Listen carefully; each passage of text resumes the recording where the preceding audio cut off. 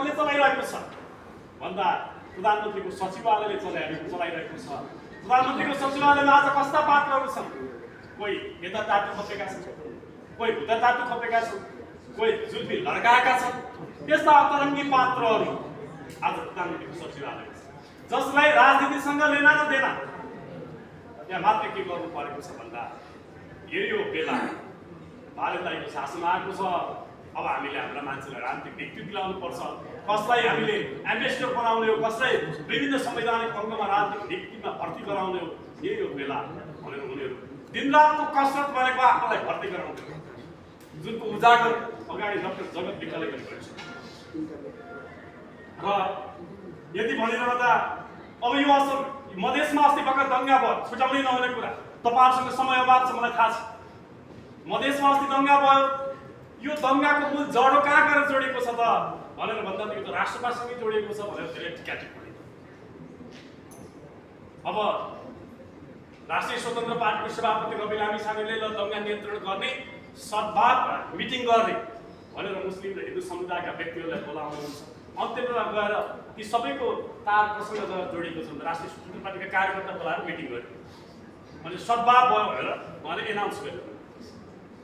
अहिले मधेसको दङ्गाको प्रकृतिलाई हेर्ने पनि यतिकै आजको दिनमा सुनसान भयो भनेर भने पनि आखिर नेपालको बनोट के हो, नेपालको पहिचान के हो, जुन पहिचानलाई संविधानले संस्थागत गर्न सकेको छ कि छैन भन्ने प्रश्नहरू आफ्नो ठाउँमा छ। धर्मनिरपेक्षता र हिन्दू राष्ट्रका सवालहरू आफ्नो ठाउँमा छ। 3 महिनाभित्र हिन्दू राष्ट्रका सवालमा गहन र बृहन्नम हामीले छलफल गर्नेछौँ। यसलाई एउटा राष्ट्रिय बहसको विषय बनाउनेछौँ भनेर सुदन गुरुङले गरेर आएको एग्रिमेन्ट के हो? जनतालाई प्रकाश पार्नु पर्दैन के? यो त अन्तरिम सरकार होइन। हिजो गिरिजाप्रसाद कोइरालाले मैले स्वायत्त मधेस चाहियो भन्दा पनि सहमति गरिदिने, स्वायत्त सुदूरपश्चिम चाहियो भन्दा पनि सहमति गर्ने, हालाहाला भन्ने हल्लाउने र यो सुशीला कार्की नेतृत्वको सरकार पनि होइन। दुर्गा प्रसाईसँग पनि सहमति गरिदिने राजा ल्याउने पनि, अर्को पार्टीसँग अर्को राजनीतिक शक्तिसँग पनि सहमति गरिदिने र चुनाव गराउने मात्र गराए जस्तो सरकार हो। यो त खोपीका देवता श्री बालेन्द्र शमशेर शाहको सरकार हो जुन 5 वर्षसम्म निरन्तर जान्छ। यो मैले भनेको 5 वर्षसम्म रवि लामिछानेले जान्छ भनेर उहाँले उद्घोष गर्नु। उहाँले अखण्ड कसम खानु भएको छ कि 5 वर्षसम्म मैले केही पनि गर्नेवाला छैन। अब यो हिन्दू राष्ट्रको एजेन्डालाई कसरी संस्थागत गर्नुहुन्छ? म बालेन्द्र शाहलाई, श्री बालेन्द्र शमशेर शाहलाई प्रश्न गर्न चाहन्छु, खोपीका देवतालाई प्रश्न। र यति भनिरहँदा मुलुकको पहिचानसँग जोडिएको 81% हिन्दू समुदायसँग जोडिएको र सनातन धर्मावलम्बीहरूको झन्डै 91%सँग जोडिएको यो विषय झन्झन पेचिलो बनिरहेको छ र यो पेचिलो विषयलाई कसरी संस्थागत गर्ने भन्ने विषयमा यो सरकारको कुनै ध्यान दिएको छैन। यसले फेरि ठुलो एउटा भयावह एउटा वातावरण सिर्जना गर्न सक्छ, एउटा राष्ट्रिय आन्दोलनको वातावरण सिर्जना गर्न सक्छ।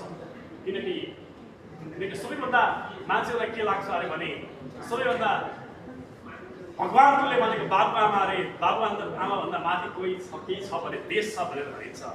देशभन्दा माथि पनि मान्छेलाई कसैले छोइरहेको हुन्छ भने धर्मले छोइरहेको हुन्छ, धर्मभन्दा माथि पनि केही छ भने प्रेम छ। मान्छेले प्रेमको लागि देश छोड्न तयार हुन्छ, धर्म छोड्न तयार हुन्छ, सारा कुरा छोड्न तयार हुन्छ। तर त्यो प्रेम भन्दा पनि त धर्म नै छ। यदि धर्मले मान्छेलाई मनमा बिजायो, मुटुमा काँड रोपेपछि रोपियो भने त्यसले एउटा ठुलो भयावह रूप लिने सम्भावना देखिन्छ। त्यो कारणले गर्दा अब संविधान संशोधन आजको अपरिहार्य आवश्यकता भनेर भनिरहँदा संविधान संशोधन कार्यदलको प्रमुखको बनाएको छ, फिल्मको निर्देशकले, फिल्मको प्रोड्युसर। अब संविधान बनाउने कुरा के फिल्म बनाउने जस्तो कुरा हो त? के हलमा लगाएर 3 घण्टाको फिल्म चलचित्र चलाउने कुरा हो यो संविधान बनाउने कुरा? होइन। हामी संविधान संशोधन अपरिहार्य छ, त्यसमा हामी कसैको पनि मत छैन, विमति छैन।